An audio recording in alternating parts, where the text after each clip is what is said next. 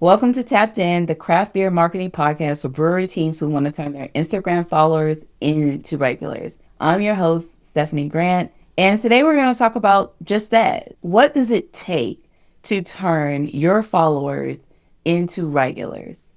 And even just this idea came to me last week when I was talking to my coach. I am always someone who is going to be working on their content. I am always looking for ways to do things better, to communicate things better, to make my content look better. We're talking about what it is that I do. And I was trying to figure out a really clean and concise way to say it. And what popped out of my mouth without me even thinking about it was like, I help breweries turn their followers into fans. And at first I was like, whoa, wow, where did that come from? But then I was like, that's it. That's what I've been trying to do. Because one thing that I love about Instagram and something that I've loved about social media from the beginning was for business to have the ability to have a two-way conversation with their customer. And that is so very different than what we had before social media was a thing. And not only do you get to have this two-way conversation, but you actually get to build a relationship with someone. And when you do that, you end up making someone a fan of your brewery, especially if you're located in a place that's very accessible to them, then they become a regular. And so I was like, I fell in love with this idea and I was like, wow, this is it. Like, I don't know about you, but I have a lot of these moments of clarity within my business where I'm like, yes, this is the thing that I've been missing. And so this podcast is going to be about exactly how do you do that? So before I went off and started thinking about what content to create, the name Pat Flynn popped into my mind. And when I was introduced to Pat Flynn, I also was introduced to his book, Superfans, which I did read a bit of, but I did not finish. So in preparation for this podcast, I found an article of his. And I was like, yes. As I was reading, I was like, yes, yes, yes. This is all great. And this is all of the things that I have been teaching and talking about on my social media and with my clients. We're going to go through his suggestions for how you turn your audience, your followers, into fans of your business, or what's more important to you, regulars. So starting from the top, and I will share this article in the show notes for you so you can go read it on your own. But basically, I'm going to walk you through the article and show you how this shows up on social media for your brewery. So the first thing, and I absolutely love this one because I have been talking about this over and over again on my Instagram, is speaking their language. And what I love about this is that this is totally how Instagram is currently working. When people are scrolling on, they are looking for things that are familiar. They are looking for things that are speaking to them. And one of the ways you can do that is to speak their language. Use words that they would use to talk about your brewery, to talk about your beer, to talk about your space. And one of the ways that I help my clients do this is that I will scour the internet for all the reviews and all of the places in which people are talking about their brewery and helping them incorporate that language into their content. So if you are looking for a way to start speaking the language of your customers, I would highly recommend looking at reviews. Another thing I would do, and I highly recommend, is speaking to your beer tenders. They are on the front lines and have a direct relationship with your customers. Also thinking about like what is already showing up in your DMs and in your comment sections. I have a client, they have a restaurant, they're a brewery, but they have a restaurant, and their restaurant is the place for date night. And so creating content around that idea. So for example, POV, the best date night spot in Atlanta, in Cincinnati, in San Diego. Put that on there and show clips of a person on a date. And you can stage this, or you can ask someone who's already hanging out with friends or with a significant other if you can get a quick clip of them. Or you don't even have to include people. You can do hands and plates and glasses. But finding ways to use not the industry language that we're used to, because some people might not understand some of the industry terms. So when you're thinking about creating your content, think about ways in which you can speak the language of your customer. The second one is have conversations. Again, social media is not a one-way street. It gives you an opportunity to speak directly to your customer and for them to talk back to you. So pay attention to comments in your DMs. Find ways to respond thoughtfully to what someone said. Now, you're not always going to have something profound to say, but you can try to find ways to keep the conversation going versus just liking someone's comment. And also, one great thing about having these conversations is going back to number one is that you start to learn their language by talking to them.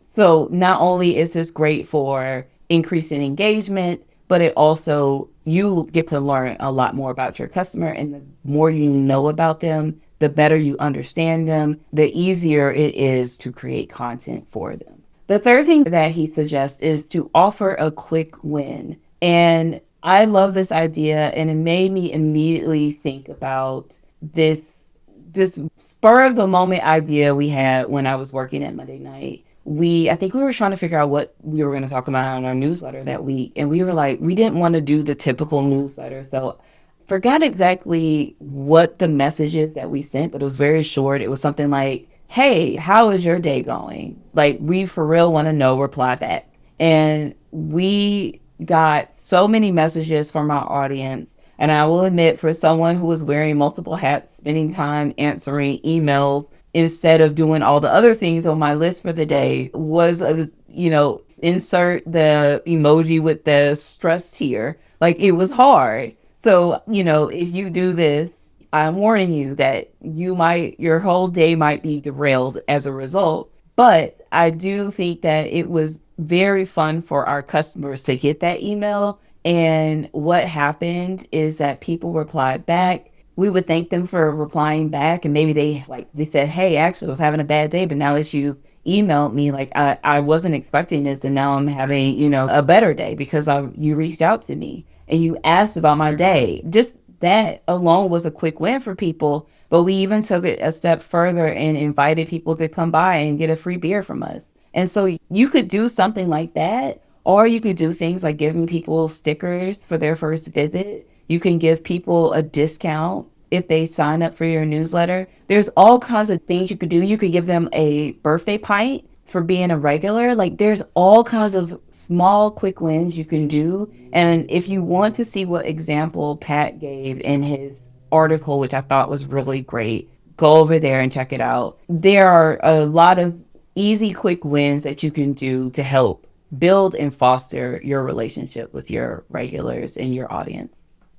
Next one is to get people involved. I talk about this all the time. Take people behind the scenes. Pull back that curtain and show them what's going on. Now, you don't have to get super detailed with this. I'm going to give you some examples at the end of the episode that really show you what this looks like in practice. But when you do that, when you take people behind the scenes and show them the quality and work that goes into the beer you make, the goofiness of your team, or the different types of music choices that your team likes to listen to while they're on shift. Like, there's a ton of examples of ways that you can do this, but it gets people to start rooting for you. They start to feel like they're a part of what you're growing. And that is how you create fans. That is how you create regulars. The next thing that he has in the article is make it possible for your community to meet each other. And this is super easy if you own a tap room. You are already asking people to come by and enjoy a pint. We have this event going on. You're going to love it. This isn't just about hosting a trivia night or a yoga event. This is about hosting events that encourage the people there to communicate with each other. And so think of ways to bring people together and spark conversation in the process. The next thing is to take time to give personal care and attention. And I immediately think back to the Monday night example of taking the time to give everybody a personal email response, even though it threw a wrench in my day. But think about ways in which you can give. I mean, we're in the hospitality business. Think about ways in which you can extend that hospitality beyond someone just coming to your space. Of course, you can do this within your tap room, but think about ways on social media, in your other marketing efforts, emails, texts, in which you can go beyond just posting something and show some and give people some personal care and attention. One example of this could be if you host a lot of ticketed events and you notice, like, you can go into your POS or wherever you're hosting your tickets, you can see a record of how of your top buyers, like people who regularly show up at your ticketed events. Find a way to, like, maybe give them a small discount or to upgrade them to VIP status. Find ways to recognize the people who are already showing up for you and giving them a little bit of personal care and attention. And then number 7 is maintain your super fans. So once you convert these people over into fans of your business, find ways to highlight them and make them shine. I think this is one that could feel very easy for breweries, especially tap rooms, to do because you are already building relationships with people, whether it's online or in your tap room. These are your community members. You're getting to know them. You know their kids. You might know their special dates in their life. You might know milestones. And I think this can be easily done on social. One example I could think of is, say, one of your community members unfortunately gets sick and might need some help with paying their medical bills. And you decide to set up a fund for them. Maybe you brew a beer and you donate a portion of the proceeds to their medical bills.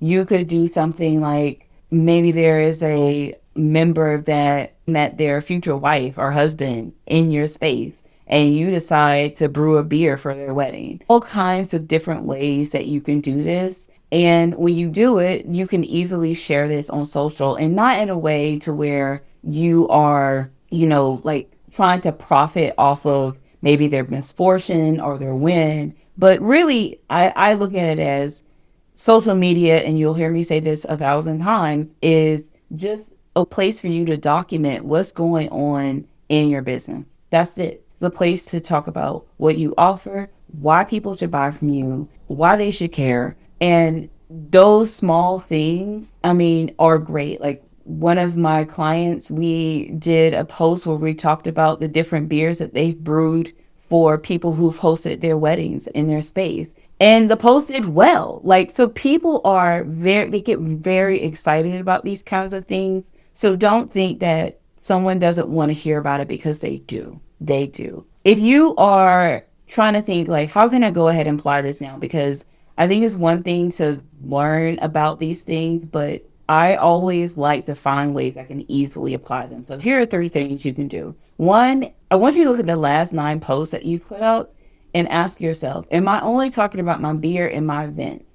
If yes, you're speaking at your audience and not with them. I'll give you some post ideas at the end of this pod. Pick one of those. Try to create some content around your business, highlighting a customer, and or finding ways to use your customers' language in your content. This is the easy one. Find ways to respond to comments this week that are your DMs, that aren't just a like, but really an acknowledgement of the person, and even try to spark some conversation with them and see if you can find a way to, don't force it, but find a way to start conversation and see what you learn about the people who you're following up with. Another thing that you can do is think about one of your regulars. We had a regular at Monday Night. I'm not going to say his name, but even now to this day, I haven't worked there in a few years, but even now to this day, like, I can guarantee you he's going to be at every anniversary event. He doesn't even live in Georgia, and he comes up for any big event that they have. If I were still there, I would totally do a post about him. I would do a post about how he shows up. I would probably have a carousel I would find pictures of him at different events or even ask him. And I think he would absolutely love to be highlighted, to be featured, because think about it like this. Your regulars, your diehards, they love you. They love you. And when you reciprocate that love for them, it just strengthens the relationship even more. So, okay, let's go ahead and dive into some examples. Okay. And I'm going to leave these in the show notes so that you can check them out. One of my first examples, and let's see if I can go ahead and play it for you. I don't think there's any audio here. Yes, there is. Okay. So this video is great. It's just a simple video. It looks like the room in which they stock their grain. And it has just a chubby brewer looking for a little treat. And he's digging around in the fancy metal pallet looking for the little, I forgot what it is, but it's like a little nutty bar, right? Because I believe they leave one of those little nut rolls in each pallet. This is a very thing because I see him slide off the bags, but then he happily grabs his little nut roll when he's eating it. But it's a very simple video that you can do, and it gives people a behind the scenes look at things. I mean, they'll ask the question like, is there candy in each one of these pallets? It can start a conversation. There's all kinds of things. But I think it's a really great video, and it has some very funny, great comments in there. This next video isn't from the beer world, but that doesn't mean that you can't get an example from it. But it is a woman that owns a mobile coffee business, and she basically takes you through the setting up of her truck and the amount of effort. She's getting up at like 3 a.m. to be ready to pour coffee, I think at 5. And she's just going through her routine for setting up her truck. And the comments in there, again, this is when I say like, yes, you serve quality beer, but show people. So she's showing you how much work it takes to open up this truck. People are rooting for her. People are impressed with her. Go through the comments and see how people are responding to this. Oh, I love the video, and it's from Fresh Beer Company. They did a video where it's multiple clips. And throughout the video, it says, our brewer never stops learning. And it shows him reading books, watching videos, all of the things that he's doing. He's not in the brew house. He's at home, showing you that even when he's away from the brew house, he is learning. He is deep in trying to figure out how he can make the best quality beer he can. So this is a great behind the scenes, but it also is another way to show how much work and effort goes into making the beer you make. Then I have this post from Cerebral Brewing, and it looks like a thank you post from an event they have. Thank you for everyone who came out last weekend for work from home at both of their taproom locations. And they have just pictures of the people who came out, just pictures of the people. And this is a great, easy, simple way to show people or to thank people for coming. But also it shows the people who showed up. Again, I always talk about like, people want to know like, who are the people who show up at your brewery? Are they people that I can relate to? Is this a space for me? It also shows the vibe. This post does so much more than just celebrate the people who come there. It really gives people a sense of who you are as a brewery. And then my last one is this video for Steffen. Hopefully I'm saying it right, because it's actually about how you say the beer name. It's like almost like speaking the language of your customer. And what I mean by that is people struggle with saying Steffen. Like they see the word, it's long, and they're like, how do I say this? How do I say this in a way where I don't look silly, right? And people are likely, he mentioned in the video, just pointing to the beer. They're pointing to the beer. I want this one, right? And instead of just that being a thing, right, they made a video about it. They made a video. They told you how to pronounce it. And that makes your customer feel seen. And it also provides them with some education, which goes a longer way into getting them, into showing them that you care. So that is all for me on this very first episode of the Tapped In podcast. Thank you for hanging out with me, and I will see you in the next one.